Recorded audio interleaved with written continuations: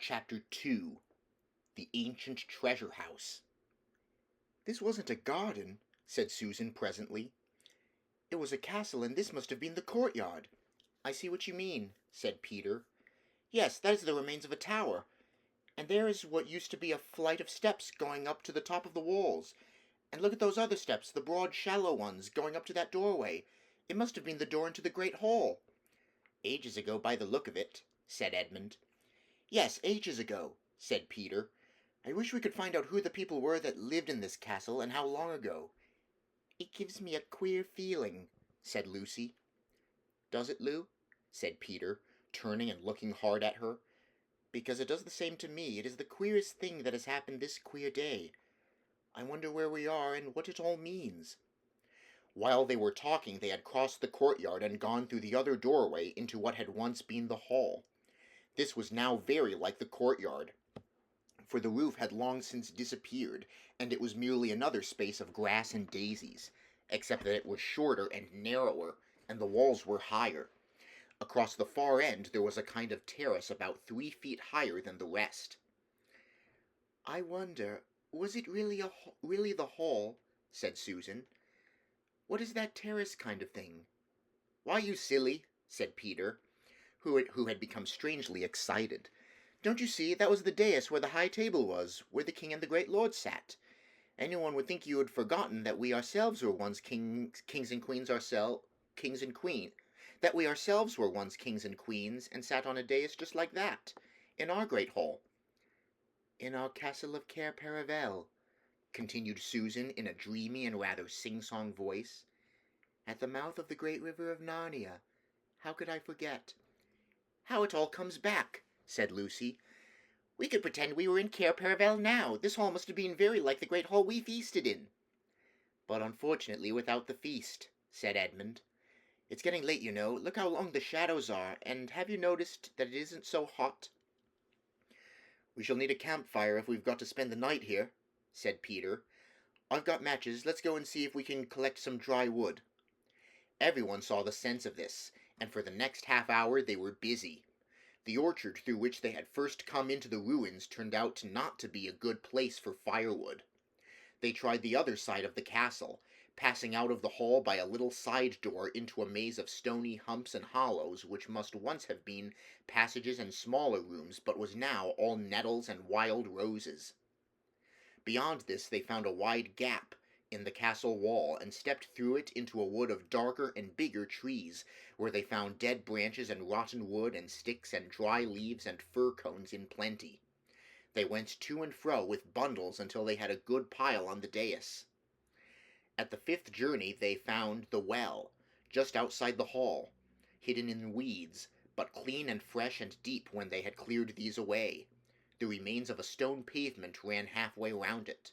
Then the girls went out to pick some more apples, and the boys built the fire, on the dais and fairly close to the corner between two walls, which they thought would be the snuggest and warmest place. They had great difficulty in lighting it, and used a lot of matches, but they succeeded in the end. Finally, all four sat down with their backs to the wall and their faces to the fire. They tried roasting some of the apples on the ends of sticks. But roast apples are not much good without sugar, and they are too hot to eat with your fingers till they are too cold to be worth eating. So they had to content themselves with raw apples, which, as Edmund said, made one realize that school suppers weren't so bad after all. "I shouldn't mind a good thick slice of bread and margarine this minute," he added. But the spirit of adventure was rising in them all, and no one really wanted to be back at school. Shortly after the last apple had been eaten, Susan went out to the well to get another drink. When she came back she was carrying something in her hand. "Look," she said in a rather choking kind of voice. "I found it by the well." She handed it to Peter and sat down. The others thought she looked and sounded as if she might be going to cry. Edmund and Lucy eagerly bent forward to see what was in Peter's hand, a little, bright thing that gleamed in the firelight. "Well, I'm jiggered," said Peter, and his voice also sounded queer. Then he handed it to the others. All now saw what it was. A little chess knight, ordinary in size, but extraordinarily heavy because it was made of pure gold, and the eyes of the horse's head were two tiny little rubies. Or rather one was, for the other had been knocked out. "Why," said Lucy, "it's exactly like one of the golden chessmen we used to play with when we were kings and queens at Cair Paravel." "Cheer up, Sue," said Peter to his other sister. "I can't help it," said Susan. "It brought back, such lovely times, and I remembered playing chess with fauns and good giants and the mer-people singing in the sea, and my beautiful horse, and... "Now," said Peter in a quite different voice, "it's about time we four started using our brains." "What about?" asked Edmund. "Have none of you guessed where we are?" said Peter. Go on," said Lucy. "I felt for hours that there was some wonderful mystery hanging over this place." "Fire ahead, Peter," said Edmund. "We're all listening." "We are in the ruins of Cair Paravel itself," said Peter. "But I say," replied Edmund, "I mean, how do you make that out? This place has been ruined for ages. Look at all those big trees growing right up to the gates. Look at the very stones. Anyone can see that nobody has lived here for hundreds of years." "I know," said Peter. "That is the difficulty, but let's leave that out for the moment. I want to take the points one by one. First point, this hall is exactly the same shape and size as the hall at Cair Paravel. Just picture a roof on this.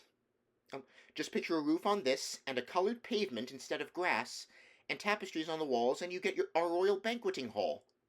No one said anything. "Second point," continued Peter, "the castle well is exactly where our well was, a little to the south of the great hall, and it is exactly the same size and shape." And there was no reply. "Third point, Susan has just found one of our old chessmen, or something as like one of them as two peas." Still nobody answered. "Fourth point, don't you remember, it was the very day before the ambassadors came from the King of Calormen. Don't you remember planting the orchard outside the north gate of Cair Paravel? The greatest of all the wood people, Pomona herself, came to put good spells on it. It was those very decent little chaps, the moles, who did the actual digging. Can you have forgotten that funny old Lily-Gloves, the chief mole, leaning on his spade and saying, 'Believe me, your majesty, you'll be glad of these fruit trees one day,' and by Jove he was right." I do," said Lucy, and clapped her hands. "But look here, Peter," said Edmund. "This must be all rot to begin with. We didn't plant the orchard slap up against the gate. We wouldn't have been such fools." "No, of course not," said Peter, "but it has grown up to the gate since." "And for another thing," said Edmund, "Cair Paravel wasn't on an island." "Yes, I've been wondering about that, but it was a peninsula. Jolly nearly an island. Couldn't it have been an island since our time?" "Somebody has dug a channel." "But half a moment," said Edmund. "You keep on saying 'since our time,' but it's only a year ago since we came back from Narnia. And you want to make out that in 1 year castles have fallen down, and great forests have grown up, and little trees we saw planted ourselves have turned into a big old orchard, and goodness knows what else. It's all impossible." "There's one thing," said Lucy. "If this is Cair Paravel, there ought to be a door at this end of the dais. In fact, we ought to be sitting with our backs against it at this moment. You know, the door that led down to the treasure chamber." "I suppose there isn't a door," said Peter, getting up. The wall behind them was a mass of ivy. "We can soon find out," said Edmund, taking up one of the sticks that they had laid ready for putting on the fire. He began beating the ivied wall. Tap, tap went the stick against the stone, and again tap, tap, and then, all at once, boom, boom, with a quite different sound, a hollow, wooden sound. "Great Scott!" said Edmund. "We must clear this ivy away," said Peter. "Oh, do let's leave it alone," said Susan. "We can try it in the morning. If we've got to spend the night here, I don't want an open door at my back and a great big black hole that anything might come out of, besides the draft and the damp, and it'll soon be dark." "Susan, how can you?" said Lucy with a reproachful glance. But both the boys were too much excited to take any notice of Susan's advice. They worked at the ivy with their hands and with Peter's pocket-knife till the knife broke. After that they used Edmund's. Soon the whole place where they had been sitting was covered with ivy. and at last they had the door cleared. "Locked, of course," said Peter. "But the wood's all rotten," said Edmund. "We can pull it to bits in no time, and it will make extra firewood. Come on." It took them longer than they expected, and, before they had done, the great hall had grown dusky and the first star or two had come out overhead. Susan was not the only one who felt a slight shudder as the boys stood above the pile of splintered wood, rubbing the dirt off her hands and staring into the cold, dark opening they had made. "Now for a torch," said Peter. "Oh, what is the good?" said Susan, and as Edmund said— "I'm not saying it now," Edmund interrupted. "I still don't understand, but we can settle that later. I suppose you're coming down, Peter?" "We must," said Peter. "Cheer up, Susan. It's no good behaving like kids now that we are back in Narnia. You're a queen here. And anyway, no one could go to sleep with a mystery like this on our minds." They tried to use long sticks as torches, but this was not a success. If you held them with the lighted end up, they went out. And if you held them the other way, they scorched your hand and the smoke got in your eyes. In the end, they had to use Edmund's electric torch. Luckily, it had been a birthday present less than a week ago, and the battery was almost new. He went first, with the light. Then came Lucy, then Susan, and Peter brought up the rear. "I've come to the top of the steps," said Edmund. "Count them," said Peter. "1, 2, 3, said Edmund as he went cautiously down, and so up to 16. "And this is the bottom," he shouted back. "Then it really must be Cair Paravel," said Lucy. "There were 16. Nothing more was said till all four were standing in a knot together at the foot of the stairway. Then Edmund flashed his torch slowly round. "Ooh!" said all the children at once, for now all knew that it was indeed the ancient treasure chamber of Cair Paravel, where they had once reigned as kings and queens of Narnia. There was a kind of path up the middle, as it might be in a greenhouse, and along each side at intervals stood rich suits of armor, like knights guarding the treasures. In between the suits of armor, and on each side of the path, were shelves covered with precious things. Necklaces and arm rings and finger rings and golden bowls and dishes and long tusks of ivory, brooches and coronets and chains of gold, and heaps of unset stones lying piled anyhow, as if they were marbles or potatoes. Diamonds, rubies, carbuncles, emeralds, topazes, and amethysts. Under the shelves stood great chests of oak strengthened with iron bars and heavily padlocked.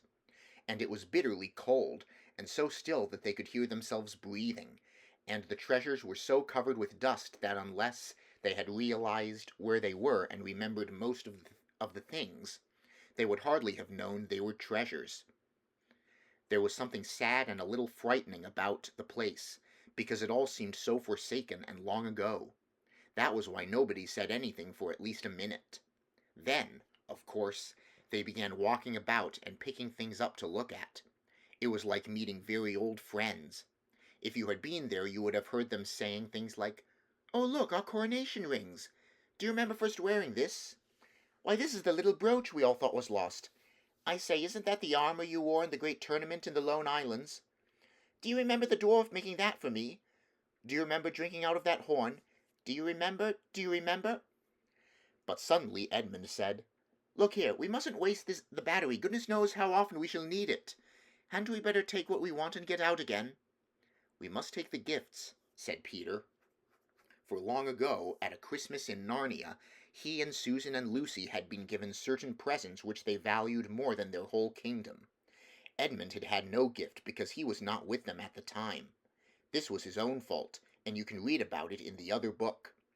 They all agreed with Peter and walked up the path to the wall at the far end of the treasure chamber, and there, sure enough, the gifts were still hanging.